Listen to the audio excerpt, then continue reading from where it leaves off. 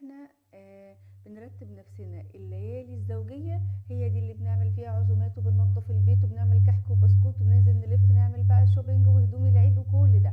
الليالي الفردية احنا بنبقى لا خلاص ما عندناش اي حاجة وايه، مركزين لان ممكن تكون فيها ليلة القدر. رأي حضرتك ايه في الكلام ده؟ طبعا الكلام ده طبعا في مردود عليه من عده اشياء. الشيء الاولاني، وما ادراك ان هذه ليله زوجيه او ليله فرديه. ممكن تكون في بلدك ليله فرديه وفي بلد اخرى هي ليله زوجيه، مم. وممكن يكون العكس. احنا دايما بنبقى محتارين فعلا في الموضوع ده. ما انت ما عندك بلاد بتيجي فيها اللي هي ليله زوجيه وبلاد فيها ليله فرديه. ايهم؟ عشان كده النبي صلى الله عليه وسلم قال العشر، ما وقال الليله الفرديه ما بين ايه؟ ما بين عشان ايه؟ الاجتهاد في هذه الليالي.